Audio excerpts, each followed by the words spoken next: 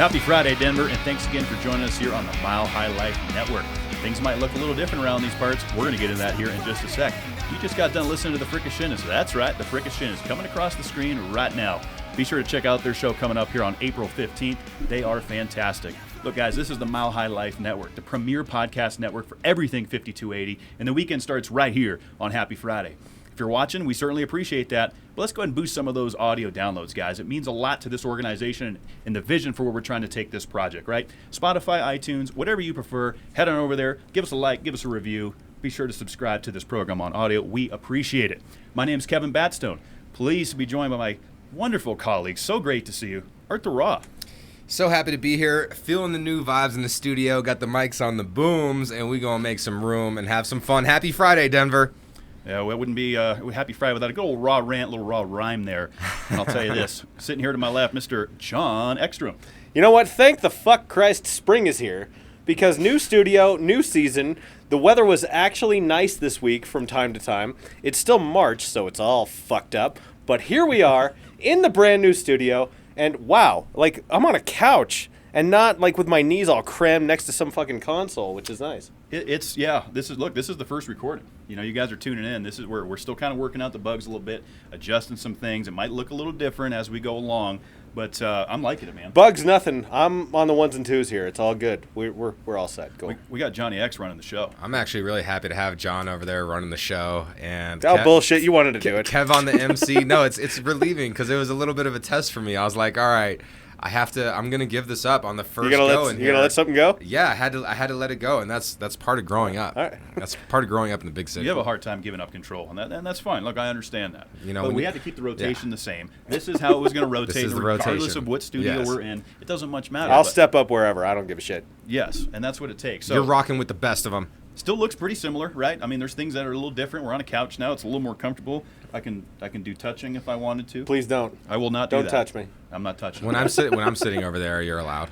We'll see. Yeah, you're like that though. Look, I'm like a dog. You know, you can tell that I'm happy. I usually wag my tail. Yes, you can tell. Yeah. Art's, he's got that old soul. And speaking of things that are old around these parts of Colorado, Art, you got a story for us about the oldest town. Yeah, I mean, Colorado's been around for, obviously, this section of land has been around since before Westerners came out here, and there's been many places populated within this region, I would like to say opposed to this state.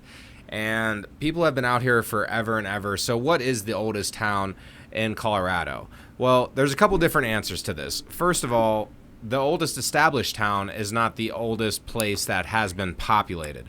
So first of all, I want to, give a big shout out to Mesa Verde, because that actually was settled around 1,400 years ago. Have you ever been there? Have you done that tour? I believe I have been, but I was a little young lad. I took a road trip when I was like 19 or 20. It was badass. Mesa Verde is terrific. Yeah, I mean, what do they have like all like the clay stuff like that, like where there's like built into? Because I feel like I visited it's one like of those cave places. dwellings. It's like but it's on the side of a cliff. Yeah. Yeah. It's like built into the side of a cliff. It's awesome. So I was young, but I did go do that, and the history and vibe that you get when you're within those dwellings is it's timeless, right? Like you can tell that stuff was lived in. And well, stuff. dude, and I don't know about you, but I fucking love that part of the state. Like Durango is such a cool town. Pagosa Springs is a badass town. Cortez, like where Mesa Verde actually is great. I love taking 285 and stop by Buena Vista, where Eddie Line Brewery is there, and they have great pizzas there, and my friend does the art there. I know a lot of people are happy that you got that right, because a lot of people want to say Buena Vista. Well, that's the correct. But no. Buena Vista? Yeah. So Buena Vista is the Colorado pronunciation. A lot of people say Buena, right? Well, yeah, because that would be the correct Spanish pronunciation. Okay. Yeah. But it's Buena Vista, and the Chamber of Commerce even says this because it was, I think it was founded by someone from Europe, but they wanted to connote the beauty of it. And so, like, Buena Vista in Spanish means good view, but they wanted to make it beautiful, so they pronounce it Buena Vista. It's one of those quirky Colorado things. Yeah, I got slapped on the wrist one time during a live podcast because I called it, I You did it. You did it correctly. I guess I did it correctly. But Ryan Chris. Yeah, Ryan Chris slapped me on the wrist, and it's okay though. But I'll tell you this about this town: that part of the state is fantastic. When I was on the road traveling around Durango, Cortez, Four Corners, I had a chance to go down there and visit. Just a really cool part of the state. It's a different vibe down there, and everyone's laid back. And Pacosa is such a cool, like, woodsy town, Yeah, totally. So I already forgot because I did. San Luis. St. Louis. Yes, thank you. I was going to Not say Saint. San. San Luis. San Luis. San Luis. San Luis. Luis is San the Luis.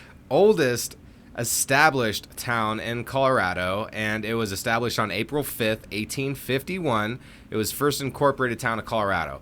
And in addition to that, it also has it holds the record for the oldest still open business in Colorado, which is R&R Market, which first opened in 1857.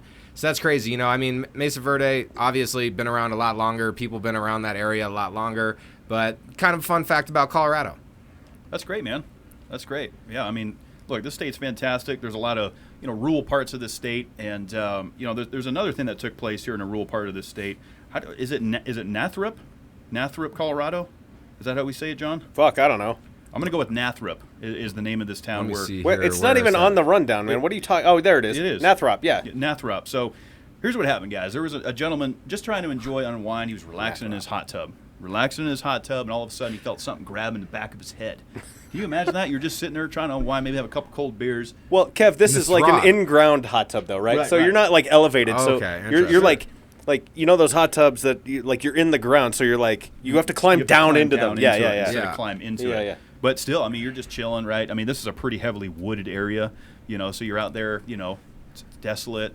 You're just trying to get a little relaxation in. You're chilling, you're feeling the bubbles, and all of a sudden, this creature comes up behind you and takes a big old swipe out of the back of your head. Now, did he need stitches or something? Because, you think about a cat coming at you with those type of claws. Yep, so what was it, a mountain lion? It was a mountain lion. What the fuck? He was attacked by a mountain lion just chilling in a hot tub, like you said, below ground, of course, but the fact remains, he got swiped, right?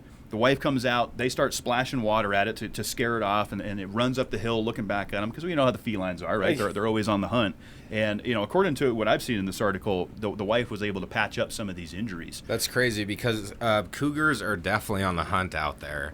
And fuck off. We're talking about mountain lions.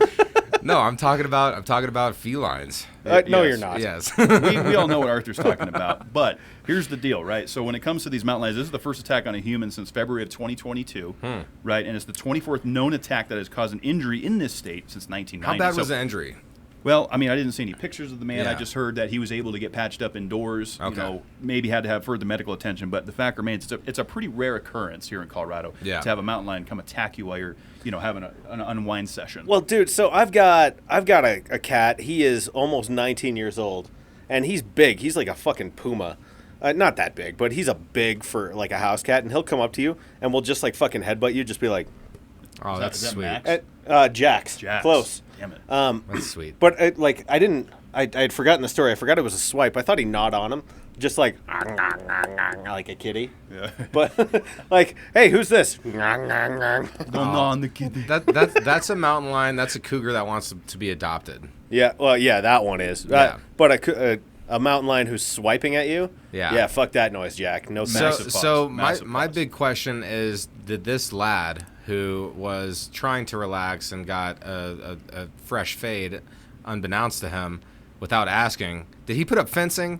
Because that's the big question. Do you got to put He's up probably dealing with his head injuries, no, bro. but you got to be planning the fencing. I mean, his wife, who's probably also a cougar, has to be she has to be putting up Is a some cougar fencing. a mountain lion, though? I think, are we talking about two different felines here? No, I think they're the same. Are they the same? Christ, I don't know. Anyone who's a cat expert, feel free to email us, happyfridaydenver@gmail.com. Tell us the difference between large predatory mountain cats. Yes, we'd appreciate that, because I'm not well versed in that. That's not my wheelhouse. Yeah. But crazy story nonetheless. Hopefully this guy's okay. But I think the big takeaway from here is it's pretty rare, right? If you're out in the wilderness here in Colorado, yeah, we have mountain lions around. Sometimes they come down to Boulder, they come down to the towns. We see them a lot, on the Front Range. But it's pretty rare that you're getting attacked by one. Yeah. Are you okay over there? I am, and getting look, I'm getting adjusted. I'm figuring out. I'm gonna do a lot of moving in this new studio. No shit, because man. I have the freedom. I have the freedom to move around a little bit. I don't want to clank it though. You got room to roam. is Room what to you're saying. roam. Yes. So let's shift gears here, Art. We're gonna go from cougars and mountain lions to so, dogs. So a not so furry friend to one of the best furry friends that we know of is the K9. And with the K9, Sounds like something I would say. I know he's rubbing I off. fucked everybody up. didn't I? You're rubbing off on all of us, just like cats like to rub off on things that they own.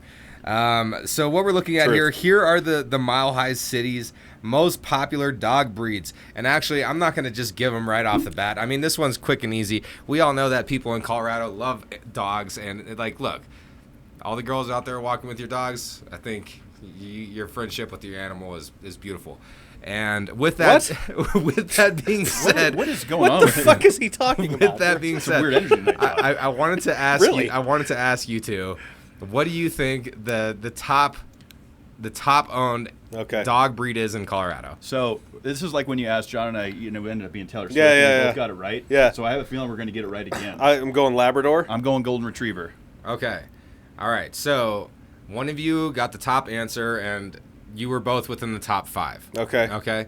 So the number 5, I'm gonna go bottom up. Okay. Number 5 is a bulldog.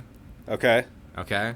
Wait, what kind of bulldog? Just a normal bulldog, not the Like American. No, it's English. it's got to be probably English bulldog. Yeah, it just said bulldog in, Okay. in the description. Okay. Yeah. German Shepherd is number 4. Wow. All right. Okay. The Labrador is number 3. Oh shit. All right. Number 2 is the French bulldog. Oh, the Frenchie. Yeah. Frenchie. Yeah, the little Frenchie. We see a lot of those around, especially Cheeseman Park.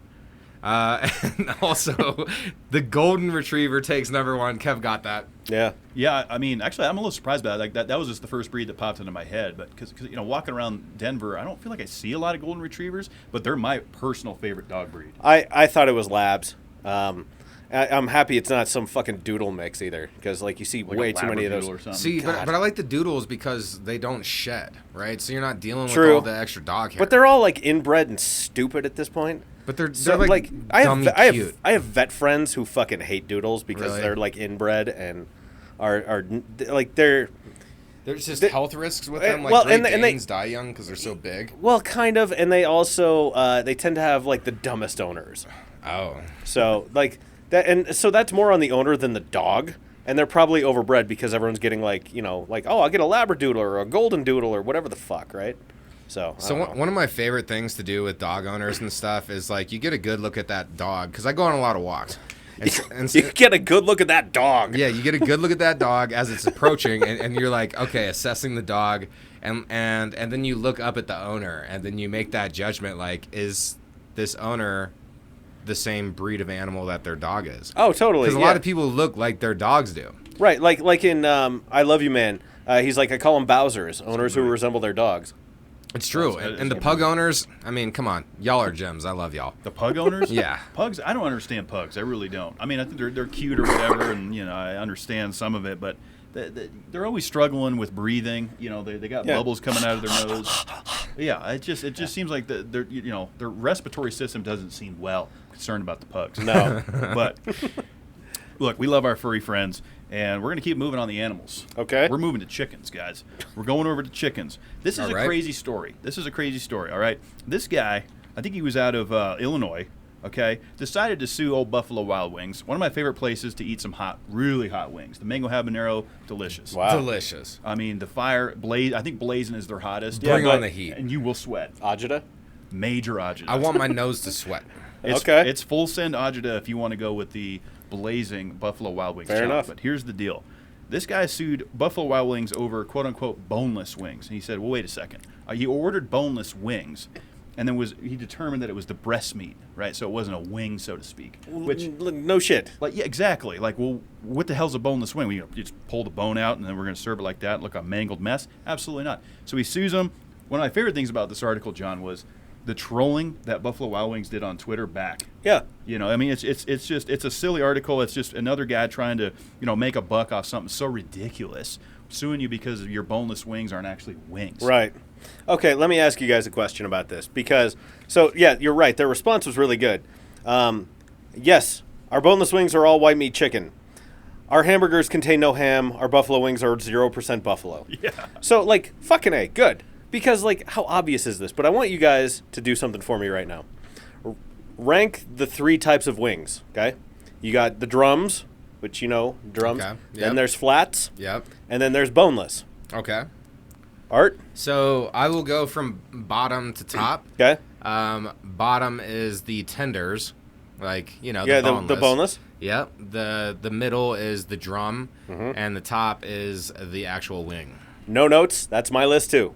Yep. Perfectly done. Well Thank done. you. I would agree with that. I would go, top to bottom. I call them flappers. Like when I order them at Hooters or wherever I'm at, flappers only. I don't mind the drums. I like flats too. Yeah. Because the drums are good. Get in there. It's and more pull meat that too. off. And more Like meat. it's counterintuitive. The drum looks like more meat, but it's not. No. Yeah, no, you're right. Because the drum, it's like that swollen bone at the Yeah. end, which is then breaded or however you get it. I like Daytona style personally. That's my favorite the style of Daytona wing. is the best. I mean, look, I'm not the Buffalo Hot is good. That's a classic wing flavor, but nothing like a spicy barbecue. I like the spicy barbecue. That's tasty. And then you sear that after you put all that on there. It's, You get it caramelized a little bit? so good. Oh, you- yeah, you dude, sear that's the wings solid. Well afterwards. done. And one thing about this guy who went to go do this, whatever your name is, you're pretentious fuck.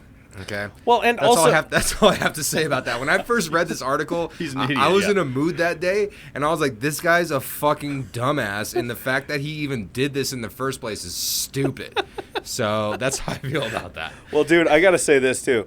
Why are you ordering boneless wings as a grown ass man? Yeah. Like, seriously, what are you, 8? Might as well get some mac and cheese with your meal, baby boy. A little ketchup on it. Yeah, that's a good point. Do though, you want an John. applesauce packet? Like, fuck off. Who's ordering boneless wings? He like As an brings adult. he like brings his own Capri Suns in with him and shit. It's too hot. Maybe he's gonna have a Yoo-hoo. Remember Yoo-hoos? No, I remember Yoo-hoo. Okay? yeah, Not Yoo-hoo. Yoo-hoos. God damn it. I don't even know what Yoo-hoo is, but that. Oh look, my goodness. Okay, it's That's- shitty chocolate milk. All right, Shitty chocolate we're moving on. We're going to dad jokes, John. So, You're because... a dad. Let's Oh, hear yeah, it. dude. So, okay, a humor researcher published a study about the positive benefits of dad jokes. Suggests that when fathers embarrass their kids with unfunny jokes, it teaches them how to overcome awkwardness. Because, Okay, like, yes. literally, it shows that embarrassment is not fatal. Because, like, a dad will make just a terrible, terrible joke, a terrible pun, and kids go, oh, God, and you can see them want to fall through the Yes. fucking floor. Yes. It's great. It's amazing. It's a power move as a dad. And so, I don't know about you guys. Do you have any favorite dad jokes? Like, do any come to mind for you? I can never remember them because they're always just terrible puns in the moment that I'm making. Some of them are pretty rough. Some are pretty rough. I think the first one that just popped in my head was, who do you call when you stub your toe? The tow truck. Oh god. Oh, boy. Yeah. Okay. That's full dad joke. all right. right I got there. one here. Okay, let's hear it, John. Where do ants keep their armies? In their sleeveys. Hey-oh! Come on now. Get it? I didn't get it. Armies, Where they keep their armies. Armies And their sleeveys. Sleeveys. Yeah. arms in sleeves. Oh. See how... See? He's going to die of embarrassment right now. That was just yeah, so I don't know any off top. But definitely I recall the feeling of embarrassment of my father doing things in public around people, and I don't think he was intentionally trying to embarrass me, but god damn, it did. It worked. And then now as I'm growing older and I've been in many relationships within my adulthood, and I use these same tactics out of entertainment, and I fully sympathize with my dad's efforts in the past and forgive him for all the embarrassment. Dude, I was at Halloween one time when I was like 10, and my friend's dad put a butter knife through a box of Honey Nut Cheerios and said a serial killer lives here.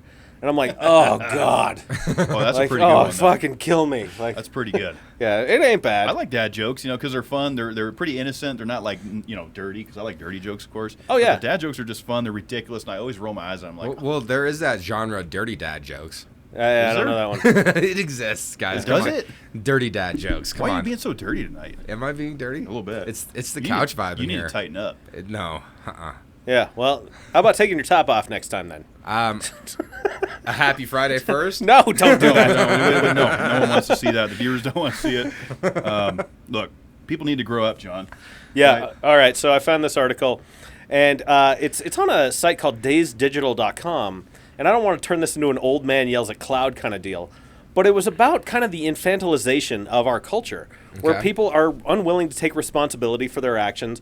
They're totally blameless about things. You have people putting their Harry Potter houses in their fucking Hinge profile, and so What does like that mean? Like, okay, so people will be like, I'm a Hufflepuff, or I'm a. Oh, like which college they would have attended, or like what so class you clearly have read Harry Potter. or Well done. Fraternity. Which Harry Potter house they identify with? What the fuck are you talking about? Which Okay, no, we're not cutting to art now. Which Harry Potter for fraternity? Yeah.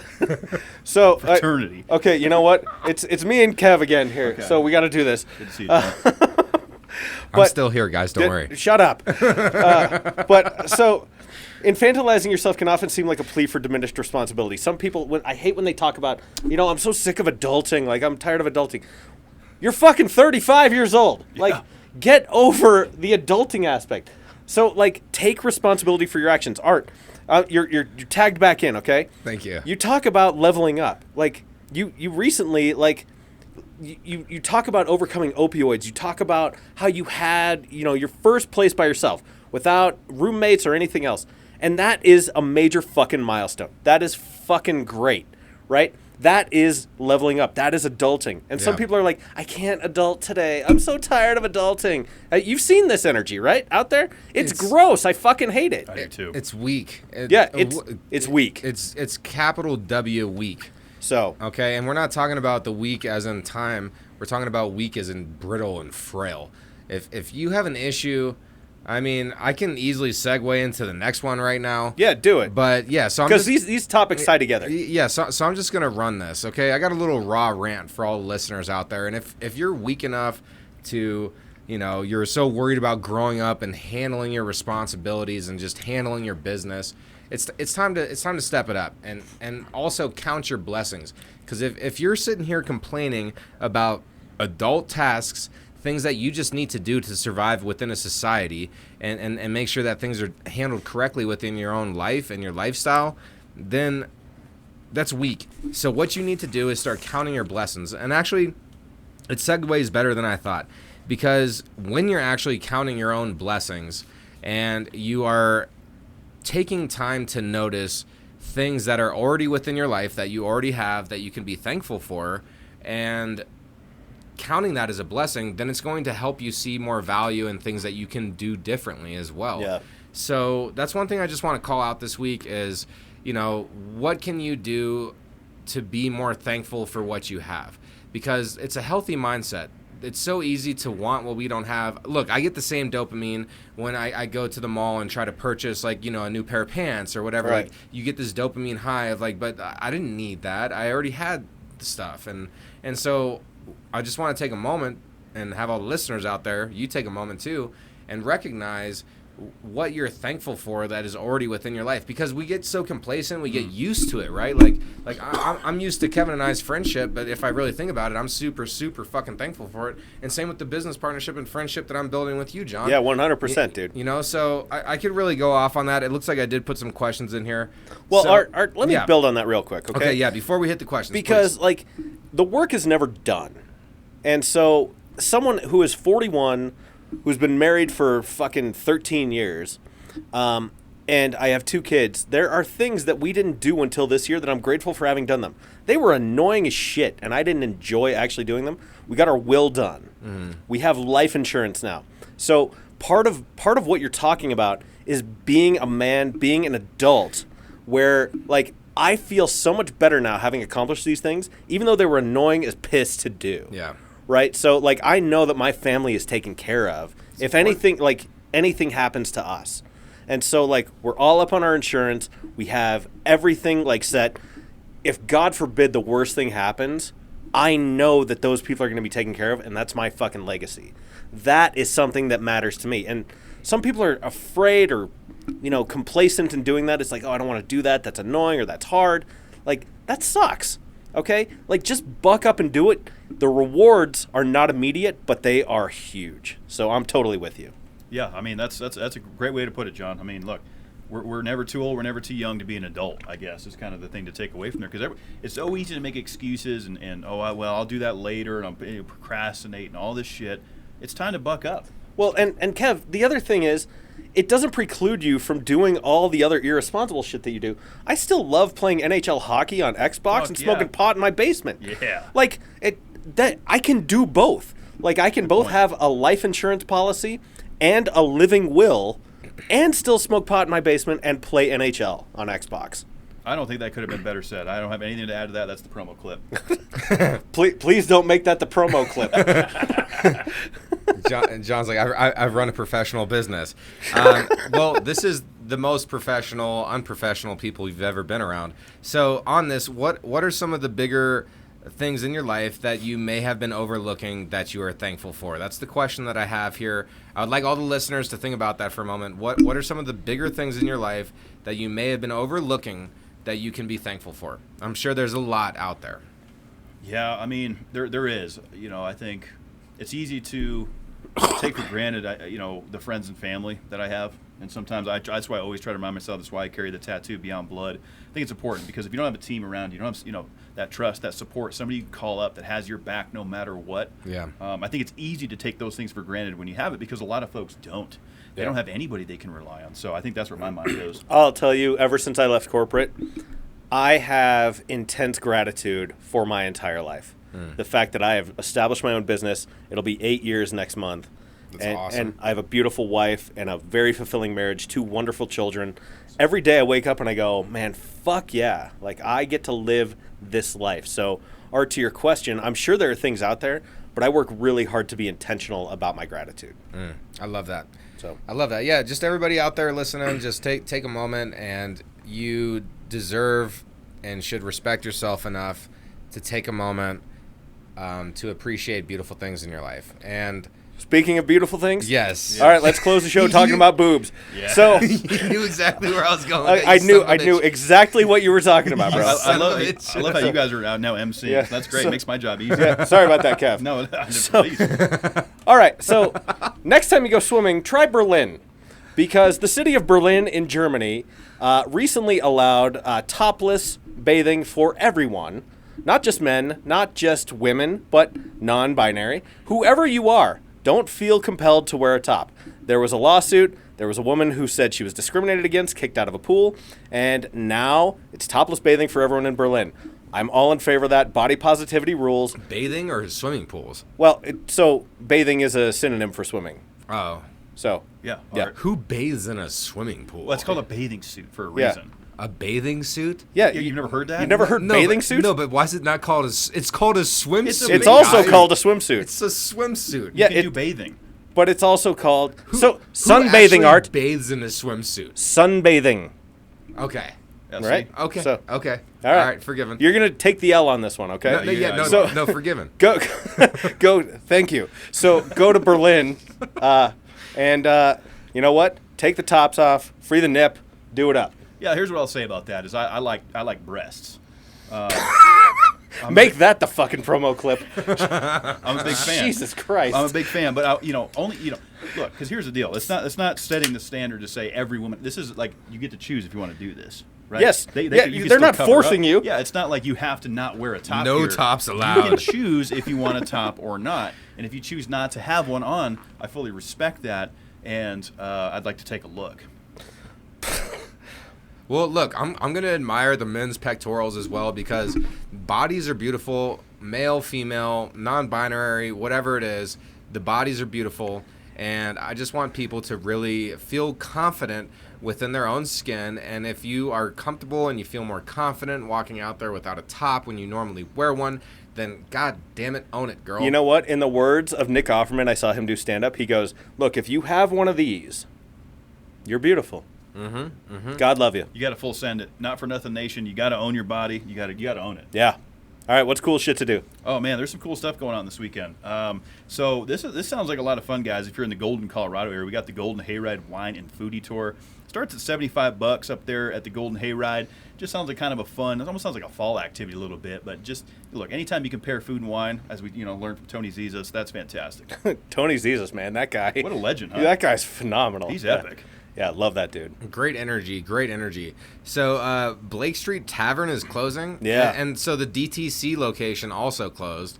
Oh, that sucks. Is Well, there? that was the DTC Tavern. Yeah. Is No, the that's Blake a Street different Tavern? group. That's a different group. Okay, for a second. So there's for a like second I was like, wait, they're just no, done? dude. There's like Lodo Tavern and Yeah. Lowry Tavern. That's a different Okay. group. Blake Okay. Street Tavern is a standalone place that is Okay. closing. So Okay, big which bummer. sucks because Big supporter of Mile High Sports, big supporter of Mile High Life. Tons of cool shit going down there. So get at them before they close. Yes. Yeah, yeah. Because when do they close down? Do we get it? I think it's like May 1st, maybe. You know what? There's an article on milehighlife.com written by, I think, Jeff Morton. Go check that out, milehighlife.com. Great content there. Yeah, absolutely. Definitely get down, support the Blake Street Tavern before they check out. They've been around a long time. You know, fun spot. You know, if you're going to go to the Coors Field, have a little fun, watch some baseball, go grab a pint over there with your mates and have some fun. So, tell you what, guys, let's have some fun this weekend. Let's get out of here. Everyone be safe. John, what you got going on this weekend? I am single parenting, so it'll be huge. My wife is going to be in Nashville on a girls' trip, and it'll be me and the kids. So if you want to hang out, have a play date, hit me up. That sounds fun. Art, what you got going on? This weekend I am going to plan to do nothing, and we'll probably do everything. I don't know what that means, but I can tell you this. That sounded existential. I don't want to do it, but it's calling me. Yeah, fair enough. It's calling me. I want to try to get some rest. That's my plan. Obviously, a little bit of NASCAR racing COTA this weekend, so I'll be covering that over on Mash the Gas. But right here at Happy Friday, just want to thank everyone for your continued support of this program. Like I said in the opening statements, you know, it mean a lot to us if you could show us a little bit of support on the audio side. You know, things are looking different around here on the YouTube parts, but tune in, guys. Tap in your drive to work. Give us some audio support. It means a lot. Now, you need to get in touch with us on social media. That's going to be at Happy Friday Den across the board. You know, send us your thoughts. Send us a picture, something like that. Maybe we get it on the air. Who knows? Let's start having some fun, guys. Let's interact. Denver. Happy Friday, Denver. Gmail.com is also another way to reach out to us. You know, send us a thought, maybe a new segment idea. Maybe talk about how I don't pronounce words right. Because, you know, that's starting to become a theme around these parts. That's true. He doesn't. Yeah, no, I don't. So let's have some fun, guys. Let's interact. That's what the show's all about. The weekend starts with us. Denver, we love you. Hit it, Justin. Woo!